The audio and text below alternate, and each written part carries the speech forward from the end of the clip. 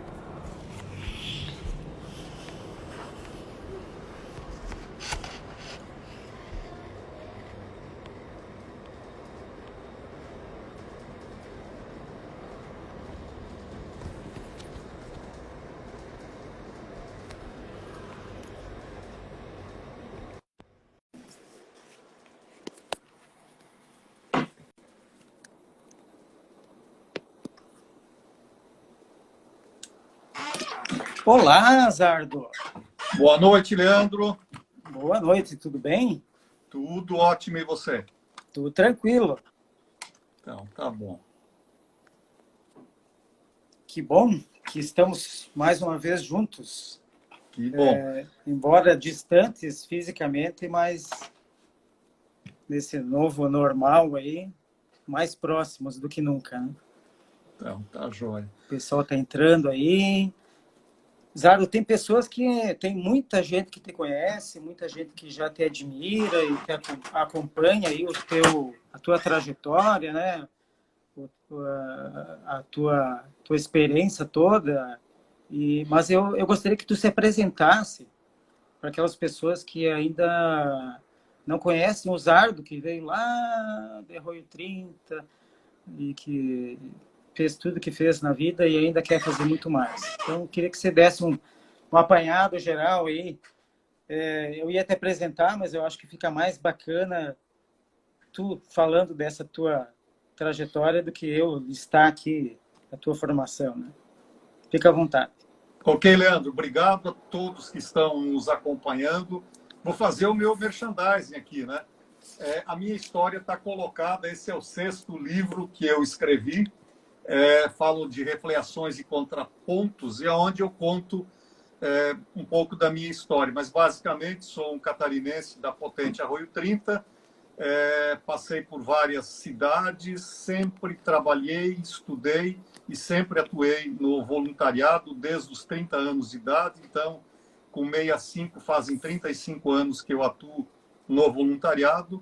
Eu abraço causas que batem no meu coração, batem com os meus valores, entre elas a gestão pela excelência, a parte de marketing, de vendas, atualmente na parte do controle social dos observadores.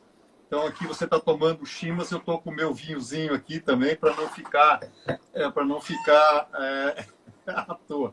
Mas, basicamente, essa é a minha vida. Eu tenho um orgulho muito grande de ter escolhido Santa Catarina para nascer. Sou neto de italiano pelos 4 costados. Tive uma passagem fantástica pelo estado de São Paulo, onde eu aprendi muito. Trabalhei em grandes organizações, como General Motors, como Johnson & Johnson, como Cargill Agrícola, como Natura. Só entre Natura e Johnson's eu tenho 32 anos de estrada, né?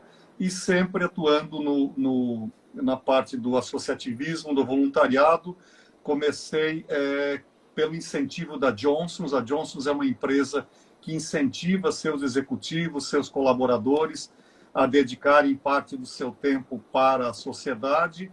E quando tinha em torno de 30 anos, né, eu já era gerente de uma área da Johnson's e comecei a trabalhar com processo de gestão pela excelência. Na época, a Johnson's usava a metodologia do Phil Crosby e nós íamos para escolas da cidade de São José dos Campos levar os conceitos de excelência. Então, basicamente, Sou apaixonado pela causa, voltei para minha terra em 2009 e aqui já me engajei no antigo Movimento Catarinense pela Excelência, que depois a gente rebatizou de Excelência SC. Também trabalho na ADVB, também trabalho na RAPS, Rede de Ação Política pela Sustentabilidade. Sou conselheiro do Observatório Social do Brasil, do Observatório Social de Santa Catarina, e sirvo como presidente do Observatório Social de Florianópolis e também atuo como mentor da Endeavor. Então, além de tudo, sou conselheiro fiscal do prédio onde nós temos o escritório aqui em Floripa e faço minhas consultorias ainda e dou aula no MBA do Senac, a minha paixão é dar aula. Falei demais. Zardo, a primeira pergunta, então. Você planejou tudo isso? As coisas, como que elas aconteceram? Ok.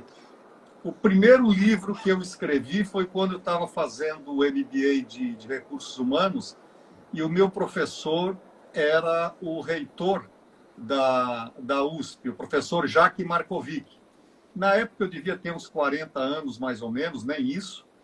E eu falei, vou parar com 60 anos, eu vou parar e tal, vou deixar de fazer as coisas. Aí, fazer curta uma longa história, ele falou, olha, eu estou indo para os 80 e tenho planos para ir para mais de 90 anos.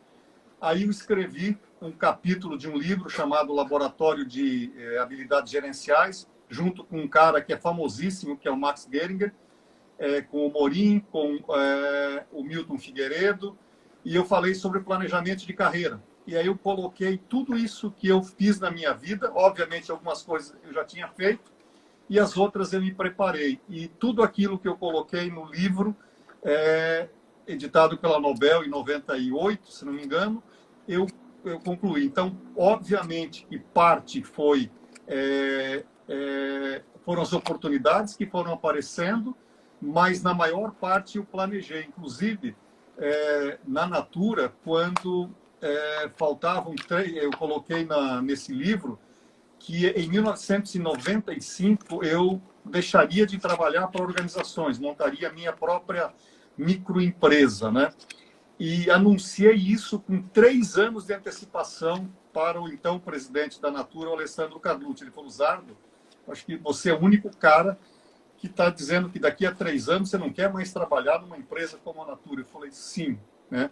E tem amigos que até hoje estão dizendo, você é doido varrido, porque perder a remuneração que eu tinha, os benefícios que eu tinha, a exposição que eu tinha, mas eu fiz opção de vida. Então, eu lembro aqui de Pablo Neruda, né, diz que você é livre para fazer suas escolhas, mas é prisioneiro das suas consequências.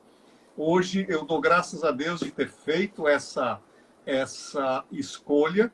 É óbvio que na parte de remuneração caiu absurdamente, mas vivo maravilhosamente bem e o que mais importante existe, me realizo e devolvo para a sociedade aquilo que eu ganhei de graça. Eu estudei em boas escolas públicas, né?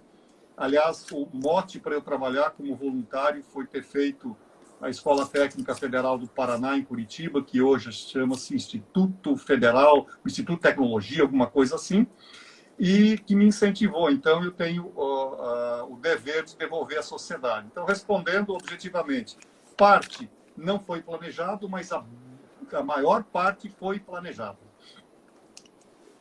Legal. Deixa eu ostentar aqui agora, tem muita gente aí que vai invejar positivamente, né? Eu tenho um exemplar do livro autografado pelo mestre Zardo. E assim, quando eu recebi o livro, fiquei muito feliz, né? O Zardo gentilmente mandou para mim via correio. E aí eu disse, bom, agora eu vou ter a resposta para todas as minhas perguntas, né? E, de fato, tive muitas respostas, né? Lendo o livro, mas também o livro te faz muitas perguntas, né? E eu não imaginava encontrar um livro que te fizesse tantas perguntas, que te fizesse tanta provocação, tantas reflexões, né? E o Zardo traz aqui no livro muitos provérbios, né? Muitos aforismos populares. Feitiço se volta contra o feiticeiro, Zardo. Esse não está aqui no seu livro, né? Mas Aham. agora vai acontecer isso. Vou lhe fazer perguntas, porque Ok. assim, muito criativo. O livro é, além das figuras, além do conteúdo, no final de cada capítulo tem perguntas e tem uma outra perguntinha que é assim, ó. Quais as perguntas que você tem sobre esse capítulo? E aqui no capítulo primeiro, primeiro capítulo fala sobre a pescaria, né? Desperte a paixão pela pescaria em vez de ensinar a pescar. Aí eu tenho uma pergunta para ti, Zalho. Que peixe você ainda não pescou? Olha, faltam muitos peixes, mas não me falta paixão, né? Eu resolvi escrever esse foi o primeiro aforismo que eu escrevi, porque a ideia é o ditado popular, que a gente chama de aforismo, né? Ele tem uma sabedoria incrível. E esse ditado, eu dava aula no Mackenzie, em São Paulo, no pós-graduação do Mackenzie, onde eu fiz o meu mestrado, e falava sobre aprendizagem organizacional. Então, tem, inclusive, que é um dos pontos, né? Eu tenho aqui, né, o nosso modelo de excelência em gestão, um dos pontos que tem é o aprendizado organizacional e inovação. E eu fui mordido por um grande fera chamado Chris Argyris, que ele trouxe a ampliação da minha consciência sobre o aprendizado. Na versão dele, existem pelo menos dois tipos de aprendizado. Um que ele chama de circuito simples, onde você simplesmente vai estar repetindo, vai cumprir o padrão, vai fazer aquilo que está sendo feito ad eterno. E ele desafia, dizendo que existe um outro circuito que ele chama de circuito duplo, e ele mostra que é importante você desafiar o status quo. Muitas vezes você está cumprindo um procedimento burocraticamente e não desafia aquele procedimento, né? E você, então, tem que buscar algo que te leve à inovação. O aprendizado de circuito simples, ele vai te levar o tempo todo a fazer certo.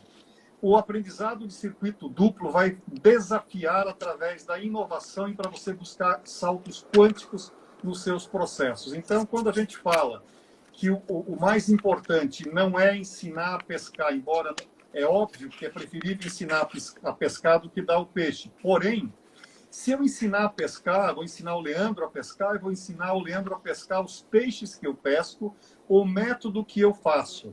E pode ser que para mim seja o máximo, mas para o Leandro não.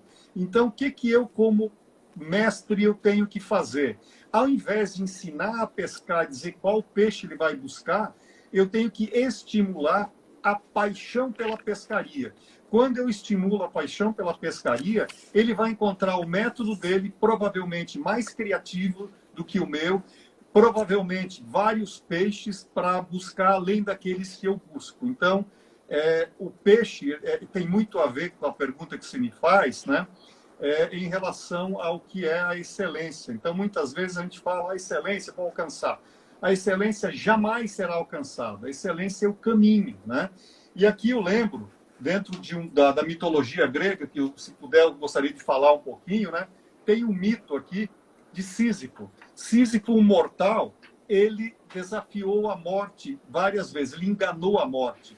Até que um belo dia, ele já bem velhinho, né? Zeus lhe dá um castigo, Zeus Todo-Poderoso, do Olimpo, lhe dá um castigo, e o castigo que ele deu a Sísifo é rolar uma pedra morro acima, a hora que aquela pedra chega, ela volta, e aí ele volta a subir a pedra, fica assim num trabalho repetitivo. Porém, tem um lado positivo e que a gente pode olhar na excelência, né? Que é a persistência de você fazer esse tipo de trabalho. E o mais importante, saber que quando se chegou lá no topo, você tem que voltar. Vou dar um exemplo concreto. Quando eu comecei minha carreira, não de office boy com 12 anos, mas com 17 na General Motors, né? Um carro daquela época, e o Chevette era considerado um carro, o cinto de segurança era item opcional. Espelho retrovisor no lado direito era opcional. Freio a disco era opcional, nem se falava em ABS. Né? Significa o quê? Aquele carro de 1973, ele é pior do que o carro de 2020? Não. Para a época, aquilo era o melhor que a tecnologia existia. Porém, à medida que nós vamos avançando, nós vamos ampliando as nossas necessidades. Então, aquela pedra que Sísifo está rolando, quando chega no topo, não é a excelência ainda, tem que voltar e trabalhar novamente, voltar e trabalhar. Então, a palavra é persistência. E só para que a gente feche esse tema, né, para você saber como as nossas necessidades são mutáveis, pega uma foto sua de 5 anos atrás e dá uma olhada. Você estava 5 anos mais jovem, pelo tempo de Cronos, não tempo de Kairos, pelo tempo cronológico. Então, em teoria, você deveria estar mais feliz porque você estava 5 anos mais jovem. Porém, você vai dizer, não, aquele cabelinho, aquela roupinha, você não estava... Você hoje, 5 anos depois, está mais velho cronologicamente, mas está insatisfeito com aquilo que se estava há 5 anos atrás. Por quê? Suas necessidades mudaram. Então, um processo de excelência, ele é um trabalho de Sísifo no sentido positivo, de você buscar atendimento das necessidades, que a hora que você acha que alcançou, ela muda. Alcançou, muda. Então, é um trabalho, não é um fim em si mesmo, é uma jornada. É uma jornada que não tem fim, né, Zalio? E você cita isso no capítulo 1 e no capítulo 2 tu traz essa busca pela felicidade, né? Faz perguntas ali, quanto que você está disposto a dar para ser feliz? Qual é o preço que você está disposto a pagar? Então, pergunta, Zalio, você é feliz? A felicidade, como eu coloquei ali, ela é um momento. Eu não posso dizer que eu sou feliz o tempo todo, porque não sou, né?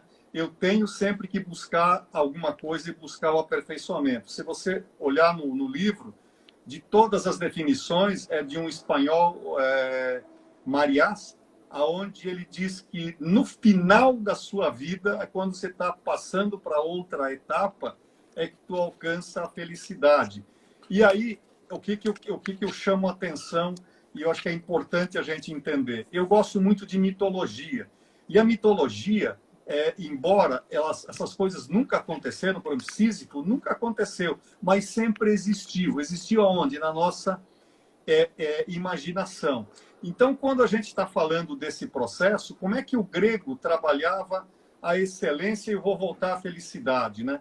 Para o grego, existe uma palavra chamada arete, ou arete, né?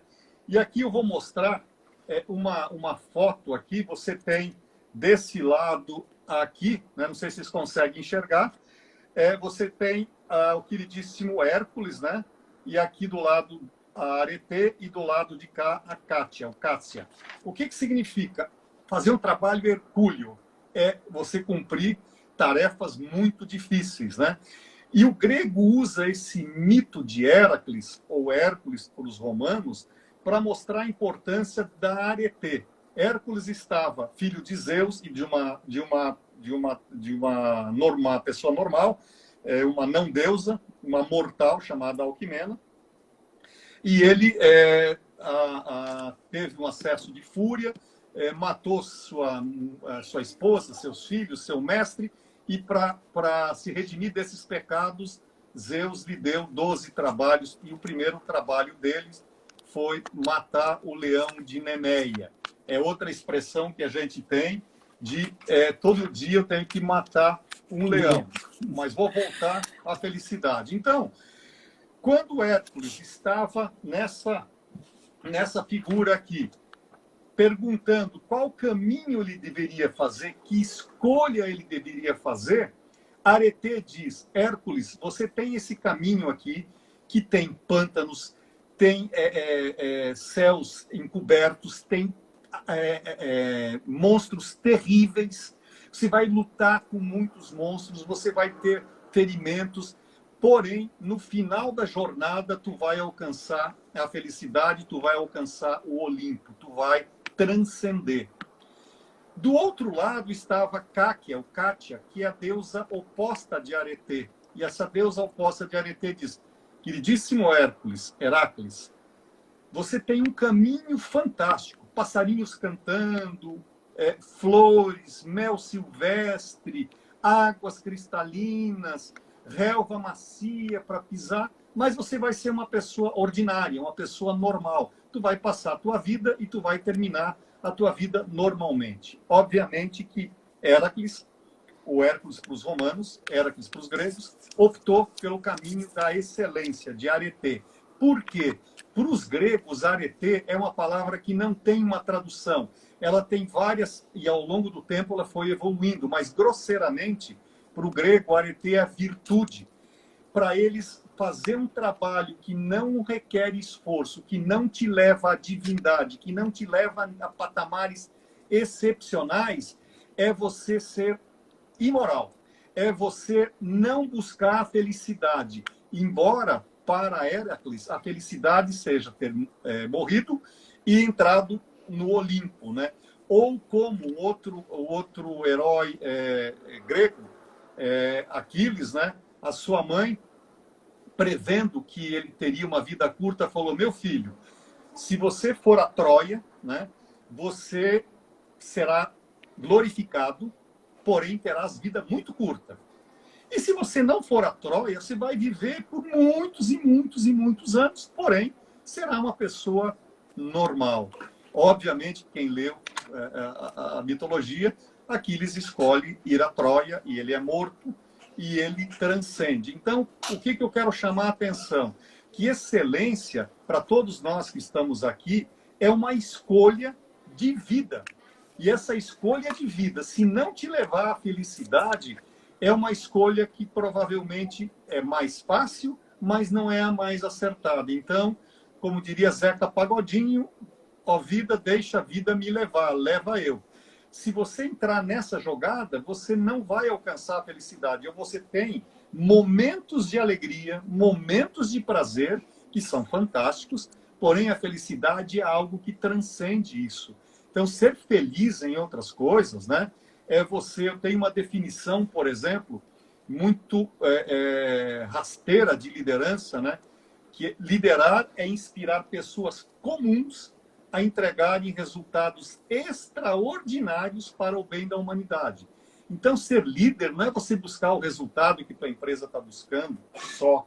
Se você é um líder efetivamente, os meus modelos de líder passam por Cristo, passam por Gandhi, passam por Martin Luther King, passam por Nelson Mandela, passam por Santa Madre Teresa de Calcutá, entre outros. Se você não fizer um trabalho que te leve a transcender e que você leve a felicidade para o outro, você não fez um trabalho de excelência. Então, por isso que eu te digo, alguém que fala prontamente, eu sou feliz, talvez ela não tenha pensado muito na resposta. Ela pode estar alegre, ela pode estar com momentos de prazer incríveis, porém a felicidade é algo muito maior. É a busca de arete, é a busca da transcendência, é a busca da excelência que tu sabe que nunca vai chegar. Mas esse é o caminho, essa é a escolha que nós temos. Muito bacana, Zardo. Enquanto você toma uma aguinha aí, ou vinho, eu falo um pouquinho rapidamente, aqui, só para você tomar um fôlego aí, né? Para quem está...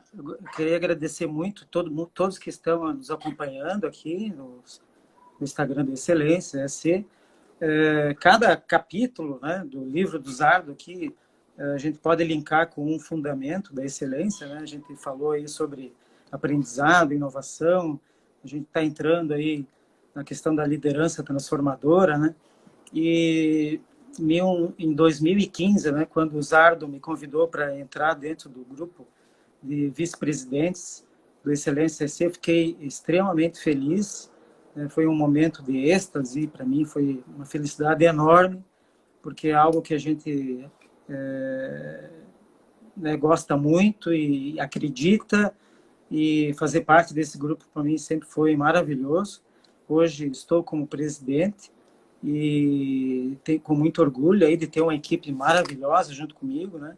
Hoje a gente tem, Zardo, a maior equipe de VPs que o Excelência já teve. São 16 VPs, né, vice-presidentes regionais, desde lá São Miguel do Oeste, com o Gobi, Chapecó, com a Isabel, que está de licença agora, mas pode voltar, o Francisco em Joaçaba, o meu xará Leandro Possamay, em Caçador, o Rubens Marcelani, aqui em Concórdia, a Maribel em Videira, que está nos assistindo aí, o Jean, em Rio do Sul, a Martina, em Pomerode, o Giovanni, em Tubarão, o Fabiano, em Itajaí, o Sérgio, em Criciúma, acho que o Sérgio também está aí, o Jacir, em Blumenau,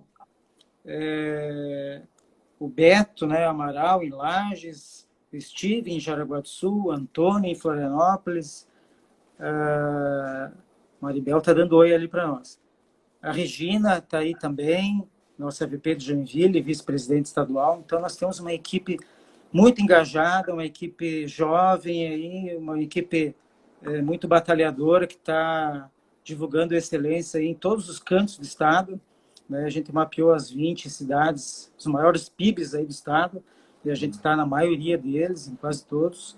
Então, a gente quer levar esse legado aí de excelência para as organizações. E tu comentou bastante sobre... no teu livro aqui tem muitas imagens, né, Zar? E as imagens belíssimas aí do Evandro Carlos Badim, né? E eu queria fazer um joguinho rápido contigo aí. Qual imagem que vale um sorriso para ti? E por quê? Ok. De uma criança ou de um velho? Porque nós que estamos, por exemplo, eu que tenho mais passado que futuro, você tem mais futuro que passado, né? Talvez a gente não dê valor a isso aqui. Mas uma criança que sorri, ela te dá a esperança de que você pode colocar os seus planos e alguém vai poder implementar os planos. E o sorriso da pessoa que já deu tudo que tinha que dar na vida, sorri no final da vida vendo aquilo que ele plantou, colhendo aquilo que ele plantou. Eu lembro de uma passagem, não está no livro aqui, eu lembro de uma passagem quando eu fazia o meu mestrado no Mackenzie. Eu tinha um apartamento, está morando o meu enteado em São Paulo, na rua Bela Sintra, e eu descia a pé, relativamente próximo, 3, 4 quadras, né? E quando eu descia para o Mackenzie para começar as aulas, era por volta de 7 horas, então, um pouquinho antes, e eu pegava a saída da escola, tinha uma escola pública bem na esquina eu acho que é Antônia de Barros com a Consolação, e assim, aquela alegria, aquele sorriso das crianças incríveis, né? E a hora que eu voltava, meu coração entrava em choque, porque eu via drogados, via pessoas estiradas na calçada, já era por volta de 11 horas, 11 e pouco, a hora que terminavam as aulas, então você via o contraste. Então, a imagem que me faz feliz é poder sentir o riso de uma criança e de um adulto, de uma pessoa já da minha idade para frente. Da criança, pela possibilidade dela vir a ser e cumprir uma jornada importante. E daquele que sorri depois de ter feito muita coisa na vida, o reconhecimento por ter feito. Eu vou aproveitar, o pessoal perguntou aonde consegue comprar o livro. Então, esse livro, se vocês entrarem no site do Excelência, tem como vocês adquirirem. E lembrando, eu não recebo 1 centavo de cada livro. Isso aqui já é a 2ª edição, então estou mostrando aqui, ó, 2ª edição. Os primeiros 1000 foram todos vendidos e nós fazemos doação de 100% da renda líquida. Eu coloquei do meu bolso a parte de editoração gráfica, revisão, a impressão. E o que eu faço? Eu tiro só essas despesas e o que sobra líquido vai para o Observatório Social, para Junior Achievement, que o Evandro Badim é o presidente, é um chapecoense, que é meu vizinho aqui em Floripa, e também para o Excelência e para a ADVB. Então, toda vez que for vendido um livro no Excelência, um percentual vai para o Excelência, um percentual para o Observatório Social e um percentual para a Junior Achievement. Vocês têm uma ideia, na primeira edição nós conseguimos líquido R$10 mil, R$5 mil para o Observatório Social e R$5 mil para a Junior Achievement. Nessa segunda rodada, como não tem os custos de editoração, de revisão, são apenas custos de impressão, o custo cai e a possibilidade de essas instituições terem um dinheirinho a mais é maior. Então, essa recomendo entrar no site do Excelência e adquirir por lá. Vocês estarão ajudando o Excelência SC e estarão ajudando também o Observatório e a Junior Achievement. E aqui, legal, só para que eu possa... Por que eu coloquei figuras no livro, né? Então, o que a nossa ideia... Deixa eu achar uma figura aqui. Estava falando de pessoas de idade, né? Então, estou colocando aqui uma figura. A ideia e aqui é um ditado bem manezinho, mofas com a pomba na balaia. Então, eu vou explicar lá no livro, leiam, o que significa para o manezinho mofar com a pomba na balaia. E a ideia foi a seguinte, eu escrevi esses 17 aforismos, faço contrapontos aos aforismos, levo o leitor a refletir. E aí, o Evandro Badin, que é um fotógrafo maravilhoso, espetacular, ele leu e, na visão dele de artista, ele colocou uma imagem que, segundo ele, retrata a essência daquilo que foi escrito num dos 17 capítulos. E eu lembro, dentro da nossa medicação que a gente toma, né? O capítulo 17º, a bola está contigo, querido. Quer dizer, a gente leva vocês com alguns aforismos, a contrapontos, a reflexões, e o convite é para que você assuma as rédeas, encontre seus aforismos, faça seus contrapontos, né? E que você cresça a partir dali. Então é como Sísifo, estou levando até um pedaço, agora a carinha daqui para cima leva você, de uma maneira bem grosseira. Zardo, quando você falou medicamento, você estava se referindo a esse medicamento aqui? Isso aí eu aprendi na Johnson, por questões óbvias, né? E eu fui aluno do Crosby, né? E a gente precisava encontrar uma maneira de levar a metodologia de gestão pela excelência da Johnson, que ela usava o Malcolm Baldrige, né? E os ensinamentos, os 14 passos do Crosby.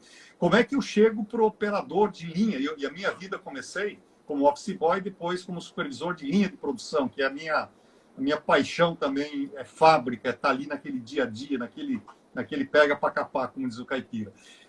E aí eu falei, gente, a Johnson tem os remédios, todo remédio tem uma bula. E na época a bula não é essa bula simplificada que nós temos hoje. Era uma bula para cientista entender. E, graças a Deus, a legislação mudou e hoje pessoas normais podem ler. E aí, o que eu procurei fazer nas minhas palestras? Eu levava uma medicação, sugeria uma medicação, posologia, quem deve tomar, quando deve tomar, se tem efeitos colaterais, se não tem efeitos. E eu sei que você criou aí deu continuidade nesse processo. É uma outra maneira, por isso que eu gosto muito da mitologia, porque a mitologia ela te fala de uma linguagem metafórica e você acaba entendendo as coisas, né? Então, as pessoas gostam de ter essas histórias que as nonas da gente contavam, muito baseada em mitologia. Obviamente, eu estudo mais a mitologia grega, mas a mitologia nórdica é fantástica. Os mitos dos indígenas, os mitos africanos, no Oriente. Então, é vastíssima essa riqueza que tem à nossa disposição. Eu, como sou um aprendiz, eu leio e estudo muito da grega. Então, os exemplos que eu uso são da mitologia grega. Legal, Zardo. Enquanto você toma mais um traguinho aí, eu vou fazer mais um agradecimento aqui, né? A nossa sessão de agradecimentos. Então, eu queria agradecer aos nossos mantenedores, né? O Excelências SC é um movimento que tem a sua receita, sim, com seus produtos, mas ainda conta com o auxílio dos mantenedores. A Fiesc é um grande mantenedor nosso, o Mário, né? Nosso presidente. Então, fazer esse agradecimento ao FEComércio, também ao Bruno, ao Raulino, né, que já foi também presidente do conselho, ao Sebrae, o Carlos Henrique, o Everton, a Aurora, o seu Neivor e o seu Mário, a Irani, né, na pessoa do meu diretor, o Fabiano, e o nosso CEO, o Sérgio Ribas, a Ogoshi, né, na pessoa do Sidney, da Oriane, e a Ultragás, na pessoa do Hernando e Valério. Então, fazer esses agradecimentos. Nós temos aí o Beltrão também e o Amaral, nossos conselheiros que estão nos acompanhando. E muito obrigado por vocês estarem aí conosco. E no capítulo 5, o Zardo fala sobre a liderança, né? Então, uma pergunta que me surgiu aqui. O capítulo é falar é fácil, fazer é que é difícil. Essa liderança transformadora, né, que o modelo traz e que parece que está faltando aqui no Brasil, né, líderes. Como formar novos líderes, Ardo? E onde estão esses líderes aí para nos ajudar a mudar e a crescer, evoluir em busca da excelência no nosso país? Eu lembro das aulas que eu assisti, das aulas que eu dava lá no Mackenzie, né? Tem um livro chamado Leaders, do Nanuzzi e do Warren Bennis, grandes gurus de liderança, né? E eles pesquisaram durante 30 anos e encontraram 350 definições de liderança. Segundo esses autores renomados, todas certas e provavelmente todas erradas. E aí eles saem com uma tirada, essa tirada é do Warren Bennis, diz o seguinte: liderança é tipo beleza. É fácil de você identificar, dificílimo de escrever. Em outras palavras, quando você entra em uma instituição, pode ser um banco, pode ser uma repartição pública, pode ser uma empresa, pode ser uma escola, se você tiver olhos atentos, você já vai bater o olho e falar assim, caramba, aqui não tem liderança, porque tá bagunçado, tá uma zona, não tem o atendimento, as pessoas estão de mau humor. Isso mostra uma falta de liderança. Então, muitas vezes, vai tentar escrever o que é liderança. Eu volto à minha definição tupiniquim: liderar, inspirar pessoas comuns a entregarem resultados extraordinários para o bem da humanidade. Porque você pegar gente high level para entregar resultados, qualquer um faz. Eu preciso criar a liderança. E aí o Ran Charan e outros autores, né, eles trabalham muito, que eles chamam do pipeline de liderança. Eu acredito o seguinte: o que deve ter, o que é uma liderança inspiradora? A principal função de uma liderança é você indicar caminhos, dar recursos e não atrapalhar. Então, muitas vezes, as pessoas confundem, porque se ele chegou naquele nível, ele quer dar pitaco na parte técnica, ele quer dar pitaco num monte de coisas, e ele não permite, ele sufoca, ele está sempre ensinando a pescar, e ele não está estimulando a paixão pela pescaria. Então, para criar líderes, você primeiro precisa ter clareza, né, de aonde que você quer chegar. Você precisa ter o rumo. Eu nunca falo norte, porque eu sou sulista e eu sou bairrista. Então, fala qual é o sul que eu devo seguir. Embora a bússola vai apontar para o norte, eu falo qual é o sul que eu tenho que seguir. Qual é a direção? Eu preciso dar recursos. E entre esses recursos, eu preciso capacitar as pessoas, né? Então, por exemplo, dentro de organizações, vou falar das duas, que eu fiquei muito tempo da minha vida, 3 décadas e pouco, nós tínhamos um equilíbrio entre líderes que nós formávamos. Vou buscar quem? Estagiário e trainee. Adoro estagiário, adoro trainee, porque o cara vem e te faz cada pergunta que você perde o rumo, né? Agora, esses caras têm 0 de desempenho e altíssimo potencial.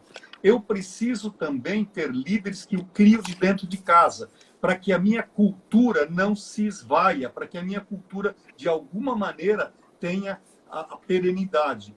E eu preciso, muitas vezes, trazer gente de fora. Por quê?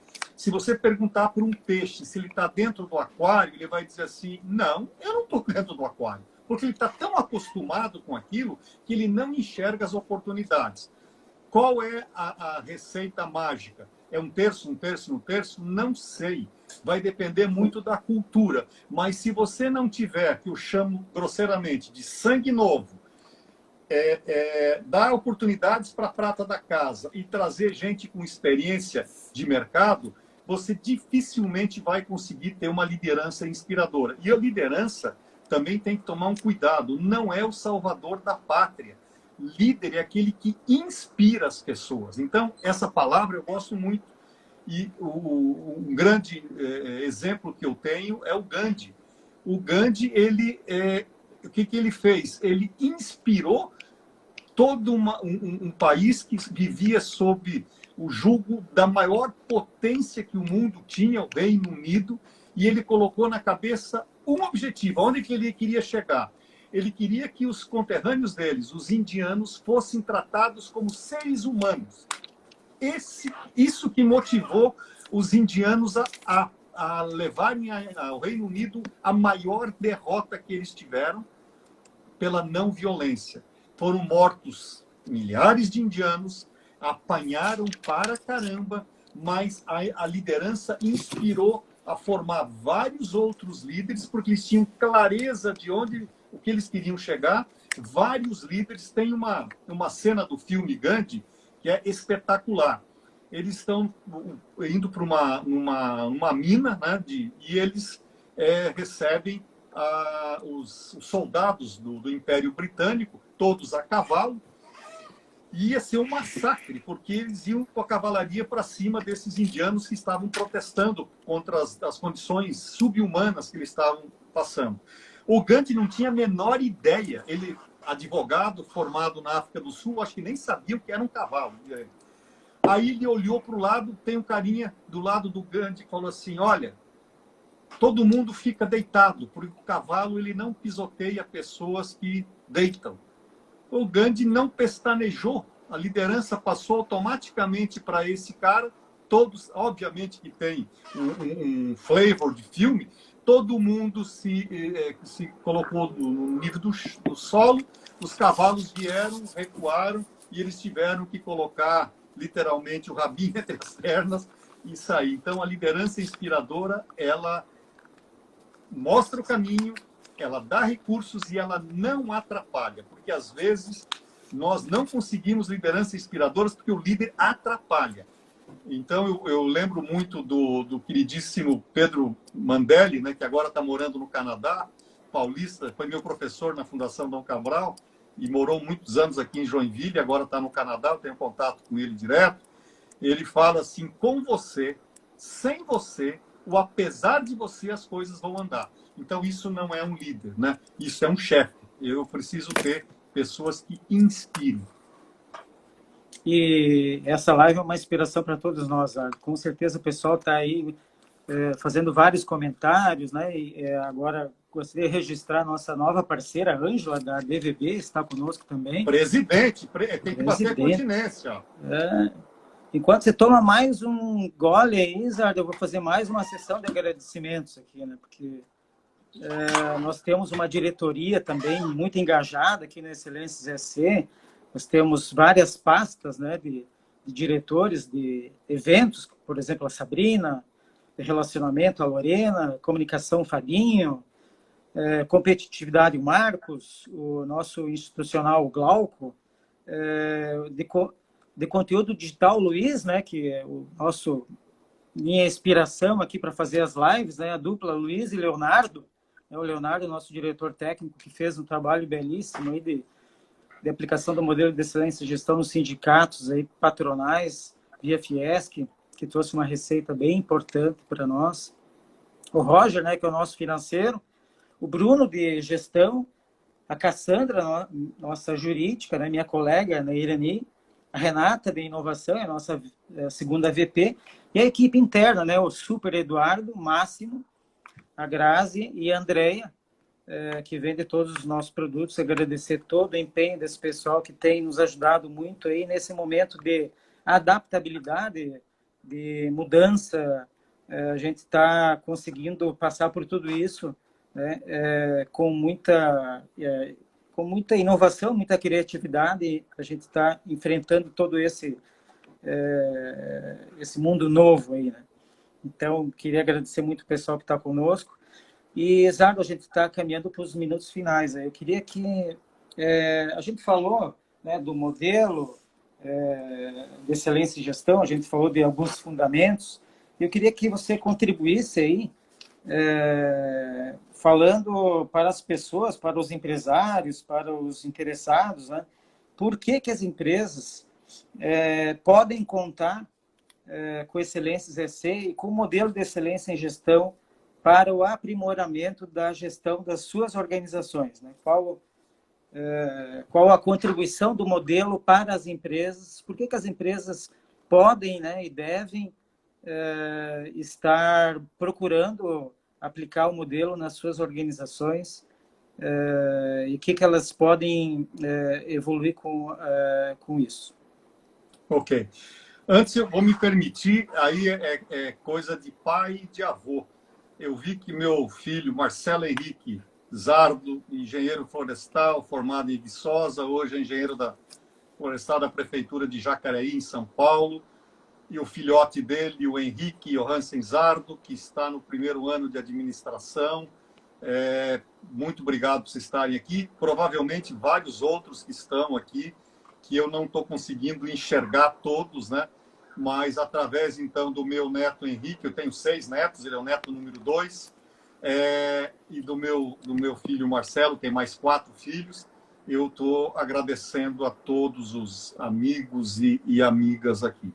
Eu vou contar uma história que ela tem, como vou buscar na mitologia, né? Provavelmente ela não aconteceu, mas ela sempre existiu. Década de 80, quando os americanos se deram conta, eles tinham perdido 1/4 do mercado de automóveis para basicamente 2 organizações, a Honda e a Toyota. Aquilo incomodou os americanos e o americano se julga criador do automóvel. O automóvel foi montado pela primeira vez pelos franceses, mas deixa essa briga à parte. E os americanos incomodados, ao invés de ficar reclamando de marolinha, de herança maldita, eles pediram para um grupo de pesquisadores, cientistas, que estudassem por que os japoneses estavam dando uma surra. E o Honda Accord, na década de 80, ele foi, acho que por 4 ou 5 vezes, eleito o carro do ano. Muito bem. Esses pesquisadores chegaram à conclusão que os japoneses eles seguiam alguns princípios, alguns fundamentos. Então, parte da resposta estava dada. Eles estão dando uma surra, tamanho de um bonde na gente, porque eles seguem princípios, seguem valores, seguem fundamentos. Segunda parte da pergunta é: como é que eu identifico se a empresa tem ou não tem esses princípios? E aí surgiu um secretário de Fazenda chamado Malcolm Baldrige, seria equivalente aqui ao nosso queridíssimo Paulo Guedes, né? O título é diferente, então o secretário Malcolm Baldrige, ele resolveu criar uma escala de 0 a 1000 pontos e colocou basicamente esses fundamentos. Então, o primeiro deles, pensamento sistêmico, né? Então, quem já leu, como eu, os livros do Fritjof Capra, né? Ponto em comum, sabedoria em comum, ponto de mutação, a teia da vida e vai por aí afora. Eu tenho todos os livros autografados pelo Capra, fui aluno dele. O pensamento sistêmico e aí vai por aí afora. Aí passa do aprendizagem, passa pela disseminação da inovação, processos bem estabelecidos, inovação, gestão de pessoas, e vai por aí afora. Então, o Malcolm Baldrige criou uma escala de 0 a 1000, e para incentivar isso, na época do governo Reagan, para incentivar, foi criado o prêmio Malcolm Baldrige, porque, infelizmente, ele veio a falecer. Ele era um texano e gostava muito desses rodeios, e num dos rodeios o cavalo foi mais esperto que ele veio a falecer, e o Reagan deu o nome do prêmio Malcolm Baldrige. E a partir daí, esse prêmio foi usado. O que era? Uma espécie de um termômetro que você coloca dentro de uma organização e faz as perguntas que você está me fazendo aqui. Como é que você captura a necessidade do seu cliente? Como é que você coloca isso no seu planejamento estratégico? Como é que você capta a gente, capacita a gente? Como é que você gerencia os seus processos? Como é que você trata a inovação e vai por aí afora? Como é que se gera valor para a sociedade? E colocaram o termômetro na Honda e na Toyota, dava 700, 750 pontos. Colocava na General Motors, na Ford, na Chrysler, dava 300, 250. Cara, não dá para competir quando alguém está com 250 e o outro está com 750. Né? É a mesma coisa você querer tirar um racha, né, com um Fusquinha turbinado e uma Lamborghini. Cara, não vai dar. Né? Então, o que eles fizeram? Começaram a incentivar, e lá, diferente do Brasil, o presidente da República todo ano entregava o prêmio para o vencedor. Não importa se era republicano ou democrata, eles entregavam o prêmio. Aqui aconteceu no Brasil até o momento que nós tivemos o advento de Luiz Inácio Lula da Silva, que parou de incentivar isso, né? E isso é uma perda brutal para nós. Esse modelo veio para o Brasil na década de 90, através da Fundação Nacional para o Prêmio da Qualidade, que eu fiz parte disso aqui, e ele é, hoje no mundo, uma metodologia consagrada, revisada, e no Brasil, o modelo de excelência em gestão, eu posso falar com propriedade, é o modelo mais aderente, porque todo ano é rodado o PDCA, o PDCL, Plan, Do, Check and Learn, Plan, Do, Check and Act. Então, ele é melhorado ano a ano. Então, é uma metodologia consagrada que olha sistemicamente a sua organização e aponta o quê? Pontos positivos e oportunidades de melhoria, que é um eufemismo para dizer você tem que melhorar aqui, cara, você está ruim aqui, está mal. Mas a gente fala oportunidade de melhorias para não machucar muito o ego das pessoas. Eu vou dar um exemplo concreto para fechar. Quando eu levei isso para a Natura, eu saí da Johnson, fui para a Natura, levei, e quando nós fizemos a primeira avaliação, não vou dizer o número por questões éticas, mas foi assim, terrível. E os sócios na época, que era uma empresa de sócios, desde 2004 é uma empresa de capital aberto, mas antes não, os caras queriam me defenestrar, jogar pela... Que é isso? Nós ganhamos dinheiro pra caramba, a gente está muito bem. Falei, hoje sim. Mas se você olhar sistemicamente a sua organização, você pode, daqui a um tempo, pagar o preço por isso. Graças a Deus, eles ouviram que eu sou acionista minoritário da Natura e a gente conseguiu implantar essa cultura lá dentro. E também, para fechar, só serve para a Natura, para a General Motors, para a Honda, para a Toyota? Não. Nós temos exemplos aqui em Santa Catarina. Pegar um exemplo muito claro, a irmã da Regina, que é nossa vice-presidente lá em Joinville, a irmã dela tem uma clínica. E eles, com 5, 6 colaboradores, aplicaram a metodologia e estão tendo resultados incríveis. Queridíssimo Roger, que é o meu, da minha empresa, eu sou cliente da RG Contadores, né? Tanto pessoa física como jurídica, eles também aplicam a metodologia e têm resultados incríveis.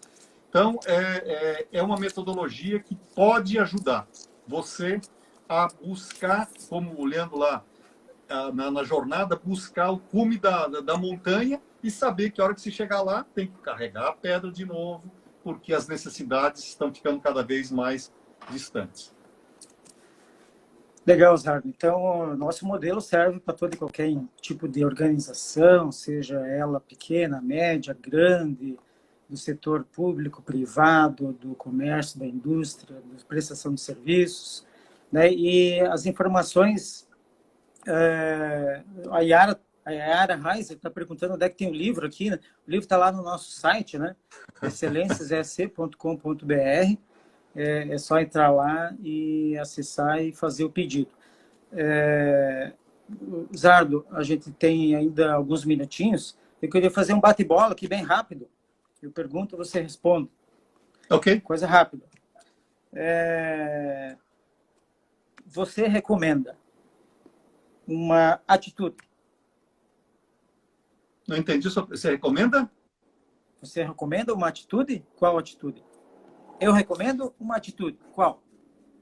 Eu não gosto dessa palavra atitude. Eu prefiro comportamento.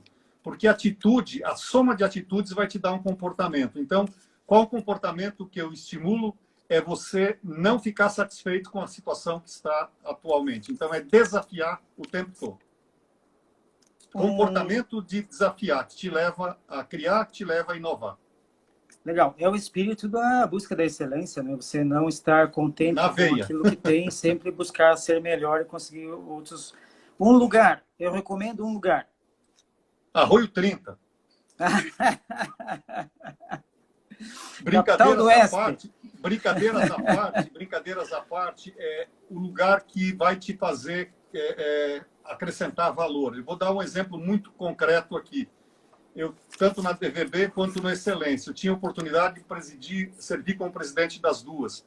Eu optei pela excelência porque tinha mais necessidade de aporte, de formar essa equipe. Eu diria que mais de 50% da equipe, inclusive você, foram formados na época que a gente montou, aí com a ajuda do ex-presidente Amândio João da Silva Júnior, nós montamos uma equipe fantástica. Tiramos o bumbum da cadeira e eu lembro que fui te buscar lá em Joaçaba, aí fui buscar o Neivor lá em Chapecó, o Renan em Criciúma, a Regina em Joinville, e vai por a queridíssima Maribel em Videira. Então, esse o ponto. Então, o lugar que a gente quer chegar é um lugar que tenha gente competente, que faça um trabalho em prol do bem da sociedade.